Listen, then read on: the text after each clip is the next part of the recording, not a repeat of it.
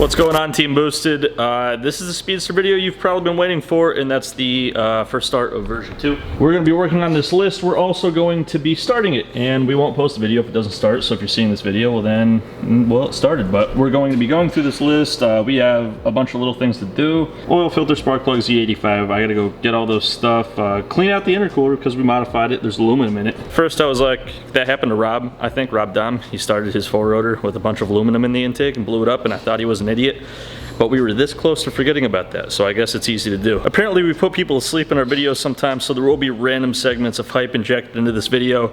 We'll figure out how to do it, but you know, we're not gonna change our personalities or anything to make it look like we're more hyped than we are, but we will occasionally do exciting things. Sam, spike that into the ground for the hype. Well, I'm eating it. But the hype, Sam, we put people to sleep.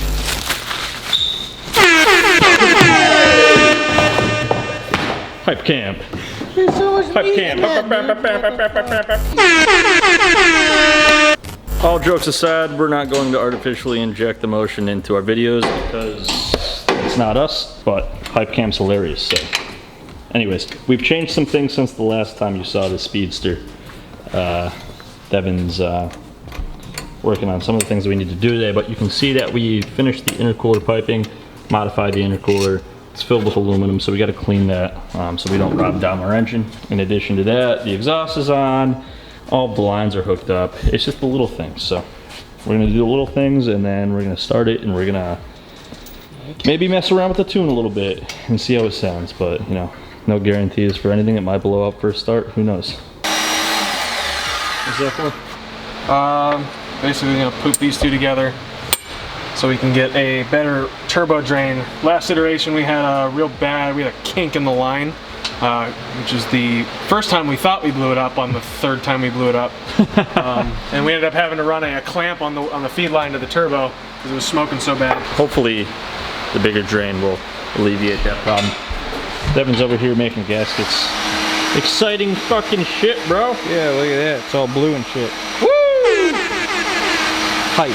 Okay, I didn't make you guys wait through the bits, but we're at the point where pretty much that needs to just go on, and we've relocated the alternator with this bracket. Boom! It's ready to start for not the first time at all because we've done this before, but we'll turn the key and see what happens. It's metaphorical, Devin. Push the button and see what happens. Yeah.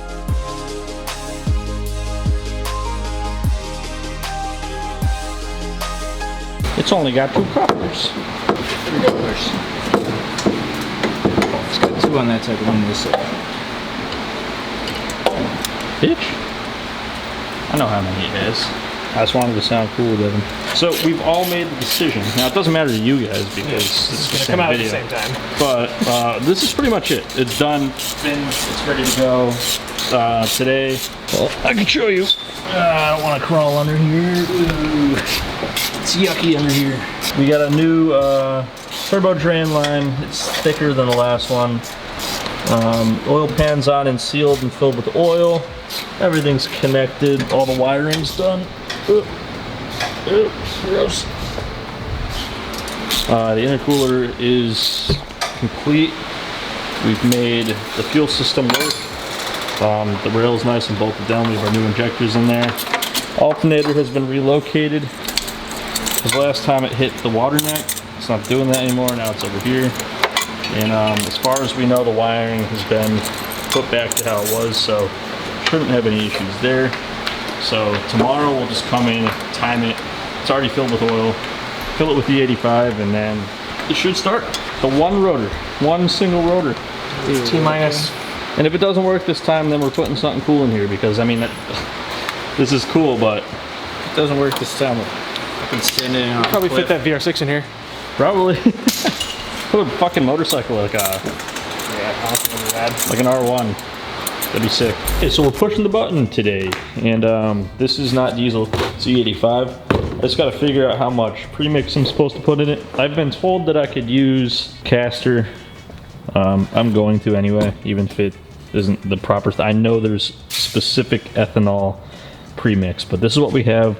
So that's what we're gonna use. In addition to that, we just need to fill it with water.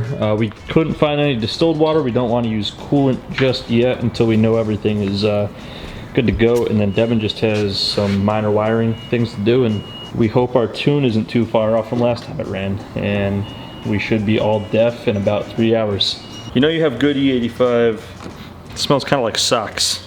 So I got my castor oil. We're using 6.5 ounces for 5 gallons. Again, I don't know. I just know that it needs some pre-mix. And we've been told to use this stuff in this quantity, so if we're wrong, you can correct us, but I think it'll be safe. So miraculously, it doesn't have any fuel system leaks, it doesn't have any oil leaks as far as we can tell. Nothing burned down when we plugged it in. So at this point, all we need to do is make this alternator bracket. We're just gonna plasma cut it out real quick. And you know, this car has a tiny battery, and we're gonna be doing probably a lot of cranking and minimal running, so we need to make sure that when it does run, it does charge, because we won't get many opportunities to keep trying if this little tiny battery dies. And this powers a ton of shit. So we have all these CAN bus computers and everything going on in here. Compression sounds good on crank. That's good. Everything seems to be okay, so we're pretty excited to hopefully have it start right up. It never does though. Okay, the first thing we're gonna do is check timing. We think we got this thing right, but you know, you never, it could be 180 off, I think is the case. I could be completely wrong, I don't know, but we're gonna check timing anyway. And then if that looks good, we're just gonna go for it. We're gonna confirm all of our settings and yep.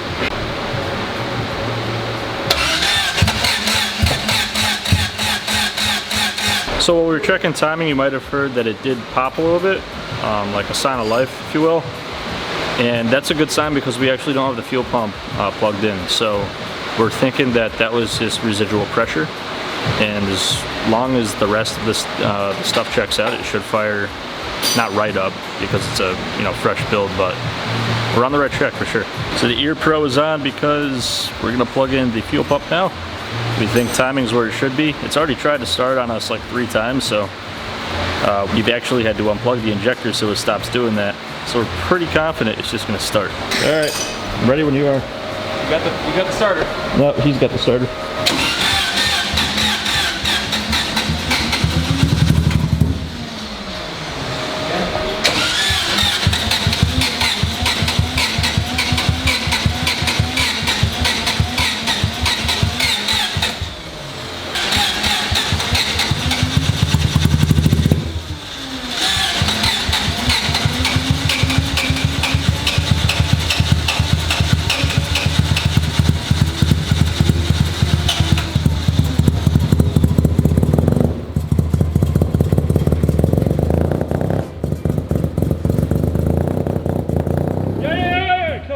Huge oil leak. Yeah, there is. I didn't see where it was coming from. It was squirting out this way. The oil? It is oil.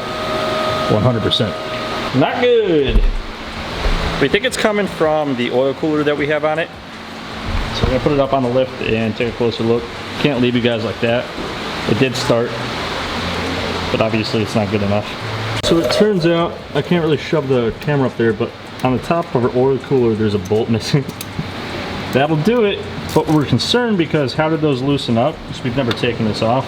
If this were to happen on the road, we wouldn't have noticed it. This thing was a vibrating boy. It's a vibrating boy, I guess. Yeah. We're gonna replace them. Maybe some blue Loctite. Yeah, they're, Oh yeah. they're all super loose, right? Oh yeah. It wasn't tight at all. Okay, so we found another bolt for the missing one, and we put blue Loctite on all the other ones, and we're ready to go again. The oil level still reads fine on the dipstick, so we don't think we lost too much to be worried about it.